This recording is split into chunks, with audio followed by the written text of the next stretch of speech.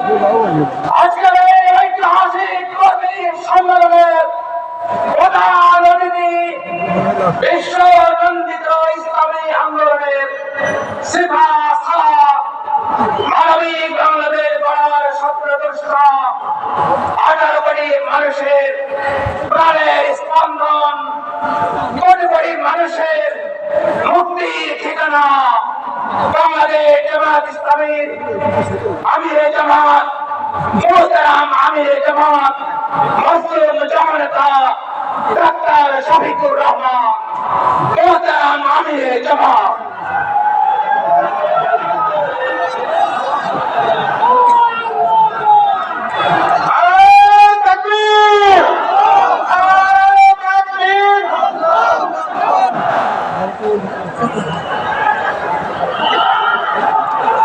আসসালামু আলাইকুম ওয়া রাহমাতুল্লাহ। জবাব হয়নি। আসসালামু আলাইকুম ওয়া রাহমাতুল্লাহ।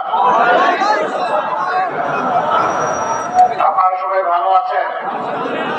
সাংবাদিক বন্ধুরাও ভালো আছে, কিন্তু সাংবাদিক বন্ধুদের পিছনে যারা আছে তারা একটু কষ্টে আছে। কারণ হলো ওনারা ওনাদের পেশাগত দায়িত্ব পালন করার জন্য এখানে দাঁড়িয়ে আছে। এই সুযোগ সফরের সাথে ওনাদেরকে আপনাদেরকে দিতে হবে ইনশাআল্লাহ। কারণ আজকের এই মিটিং এর বক্তব্য তারা জাতির সামনে পৌঁছাবেন, বিশ্ববাসীর সামনে পৌঁছাবেন। এই জন্য যারা ধৈর্য ধরবেন, সহযোগিতা করবেন, তাদেরকে অগ্রিম ধন্যবাদ। আলহামদুলিল্লাহ রাব্বিল আলামিন, ওয়াসসালাতু ওয়াসসালামু আলা রাসূলিল কারীম ওয়া আলা আলিহি ওয়া সাহবিহি ওয়া আহলি বাইতি আজমাইন। বাংলাদেশ জামাত ইসলামী ঐতিহ্যবাহী মাগুরা জেলা শাখা আয়োজিত আজকের এই বিশাল কর্মী সম্মেলনের সম্মানিত সভাপতি, প্রিয় সহকর্মী, মাগুরা জেলা শাখার সম্মানিত আমির জনাব এম.এ. বাকের, সম্মানিত কেন্দ্রীয় নির্বাহী পরিষদের অন্যতম সদস্য, কুষ্টিয়া যশোর অঞ্চলের সম্মানিত দায়িত্বশীল জনাব মোবারক হুসাইন, মঞ্চে বসা আঞ্চলিক, জেলা এবং স্থানীয় নেতৃবৃন্দ, বিভিন্ন সংগঠন এবং ধর্মের সম্মানিত বিশিষ্ট ব্যক্তিবর্গ, আমার প্রিয় সহকর্মীবৃন্দ এবং সাংবাদিক বন্ধুগণ, আজকে জানুয়ারি মাসের 16 তারিখ, আজ থেকে 1 বছর আগে একই মাঠে এই ধরনের একটা কর্মী সম্মেলনের চিন্তা আমরা করি নাই। কেন করি নাই? করি নাই সেই সময় এই দেশে এমন একটি সরকার গায়ের জোরে দেশ চালাচ্ছিল, যারা মানুষের মুখের ভাষা কেড়ে নিয়েছিল। মানুষ কষ্ট করে চিৎকার দিয়ে কাঁদতে পারত না, মানুষ ভালো লাগলে হাসতেও পারত না। মানুষের মুখে একটা অদেখা তালা ঝুলিয়ে দেওয়া হয়েছিল। কেউ যখন সরকারের ভালো কাজের প্রশংসা করত, সরকার খুব পুলকিত হতো। আবার কেউ যখন মন্দ কাজের সমালোচনা করত, আস্তে করে তাকে জেলে ঢুকিয়ে দিত। এরকম একটি ভয়ের সংস্কৃতি বিগত সরকার বাংলাদেশে চালু করেছিল। এরকম দেশ এবং সমাজ কখনো সভ্য শাসকের দেশ হতে পারে না। জনগণ সভ্য থাকলেও আমাদের শাসকরা সভ্য ছিলেন, এই জন্য তারা জনগণকে সম্মান করতে পারেননি, ভালোবাসতে পারেননি, জনগণকে দেওয়ার কথা তারা রক্ষা করতে পারেননি। আজকে শুনে আওয়ামী লীগের একজন নেতা বলেছেন এখন চালের দাম এত কেন। তারা 2009 সালে ক্ষমতায় আসার আগে বলেছিলেন আমাদেরকে ভোট দিলে 10 টাকা কেজি করলে চাল উপহার দেব। তারা কি তাদের পুরো সময় 15 বছর 15.5 বছর 10 টাকা কেজিতে মানুষকে চাল দিতে পেরেছিল? পারেনি। আমি তাকে একটা উদাহরণ দিলাম। এইভাবে জাতিকে দেওয়া একটা ওয়াদাও তারা সত্যিকার অর্থে বাস্তবায়ন করেনি, কারণ তারা ক্ষমতায় আসেন জাতিকে ভালো কিছু দেওয়ার, বরঞ্চ তারা ক্ষমতায় এসেছিলেন তাদের নিজেদের ভাগ্য পরিবর্তন করেন। আপনাদের এখানেও তাদের অনেক নেতা ছিলেন, আপনারা তাদেরকে দেখেছেন তারা মানুষের সাথে কেমন আচরণ করেছেন, তারা এমপি হওয়ার আগে, নেতা হওয়ার আগে, মন্ত্রী হওয়ার আগে, তারা সচিব হওয়ার আগে কেমন ছিলেন, তাদের সহায় সম্পত্তি কেমন ছিল, আর 15 বছরে তারা কেমন মোটা তাজা হয়েছিলেন তা আপনারা বাংলায় এই চিত্র ছিল সারা বাংলাদেশ। তারা বলছে, কেউ কেউ বলছে এই দেশ থেকে আমার পাওয়ার কিছু নেই, আমার সব কিছু আমি হারিয়েছি, এখন এই দেশকে শুরু দেওয়ার পালা।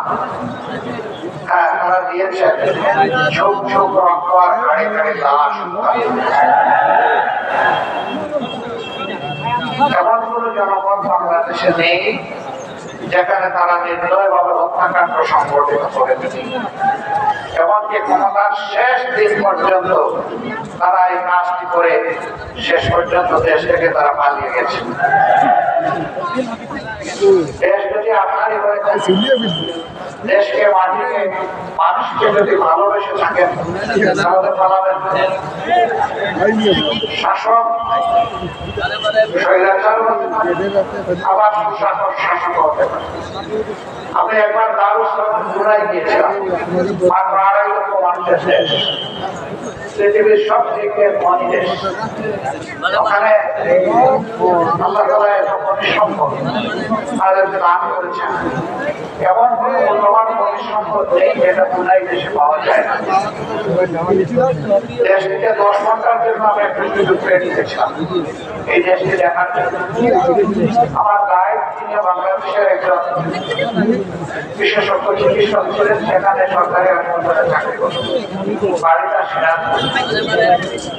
তিনি ঘুরে ঘুরে বিভিন্ন জায়গা দেখান, এর মাঝে রাজা লাশ দেখান। আমি দেখলাম রাজপ্রাসাদের সামনে পাশে কোথাও কোনো পুলিশ অথবা কোনো নিরাপত্তা রক্ষী আমার ভালো করে খুঁজে খুঁজে দেখলাম, ঠিকাদারও দেখলাম। আমি আমার গাইডকে জিজ্ঞেস করলাম, এটা কি রাজার পরিত্যক্ত বাড়ি নাকি বর্তমান বাসস্থান? তিনি বললেন, না, এখানেই তো তিনি বসবাস করেন। এই দেশের রাজার কোনো নিরাপত্তার প্রয়োজন হয় না, তিনি তার নিরাপত্তা আল্লাহর হাতে ছেড়ে দিয়েছেন। আমি বললাম যে কেন? তার কোনো দুশ্মন নাই, বলে দুশ্মন থাকবে কেন? তার মানুষকে এতটাই ভালোবাসে যে মানুষ তার জন্য পাগল। এই জন্য তিনি কোন মানুষ নিরাপত্তার প্রয়োজন অনুভব করেন না। আমি বললাম, সেই কাকলামের 2-1টা নিদর্শন আমাকে দেখাতে পারবেন? বললেন যে হাঁটতে হাঁটতে আপনি নিজেই দেখে নেবেন। হঠাৎ করে একটা গাড়ি সামনের দিক থেকে আসছে, এই গাড়ির আগে পিছনে অন্য কোনো গাড়ি কিংবা মোটর বাইক থাকে। বললেন যে ওই যে রাজা মহাশয় আসতেছে, আপনার রাস্তাকে সালাম দিয়ে দেন। তিনি রাস্তা দিয়ে গাড়ি চালাচ্ছেন, অনবরত তার দেশের জনগণকে সালাম দিয়ে দিয়ে যাচ্ছেন। সেই ড্রাইভার একাই গাড়িতে বসে আছে, দেখলাম না। এরপরে তিনি বললেন যে এরপর আস্তে আস্তে অভিযোগ করলেন, কোথাও কি কোনো প্লেন নজরে পড়েছে? বললেন যে অন্য কোনো বাস আছে ট্রান্সপোর্ট হিসেবে? তাও তো দেখি। বললেন যে কত মানুষই আপনি রাস্তায় হাঁটতে দেখেছেন? না, কেউ একটা এটাও তো নজরে পড়লো না। তিনি বললেন যে এই দেশের প্রত্যেকটি শ্রমিকেরও ব্যক্তিগত একটা গাড়ি আছে। এমনকি বাংলাদেশ থেকে এখানে ৫৩,০০০ শ্রমিক তখন বলেছিলেন, আজ থেকে 4 বছর আগে, 5 বছর আগে 19 সালে ৫৩,০০০ শ্রমিক বাংলাদেশের এখানে কাজ করে। তাদেরও প্রত্যেকের এখানে গাড়ি আছে, নিজস্ব গাড়ি। কারণ রাজা সবকিছু একাই ঘুটে ঘুটে খায় না। আল্লাহ যে সম্পদ দিয়েছেন, দেশের মানুষকে তা ভাগ করে।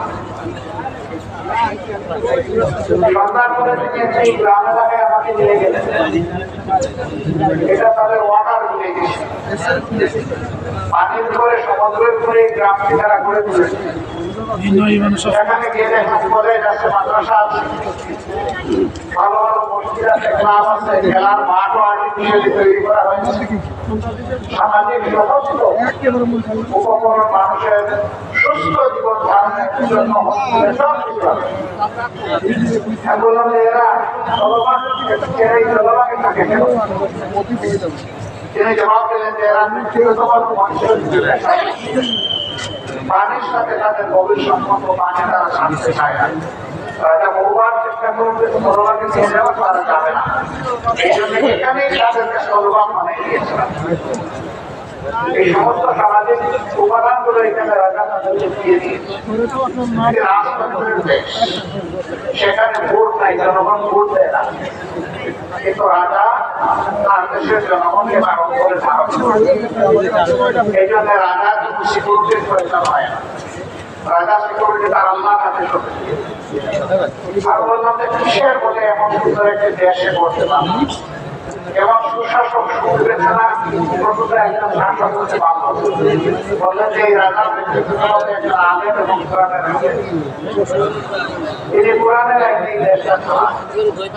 আমাকে নিয়ে গেল সাক্ষাৎটা হোটেলে, তো দেখে তাকে হোটেলের দিকে তাকালে, কিন্তু মানুষের কোনো আনাগোনা লক্ষ্য এখানে বললাম এখন একটি নয়নাভিরাম একটি বাড়ি এই 7 ঘন্টার হোটেল গড়ে তোলা হয়েছে।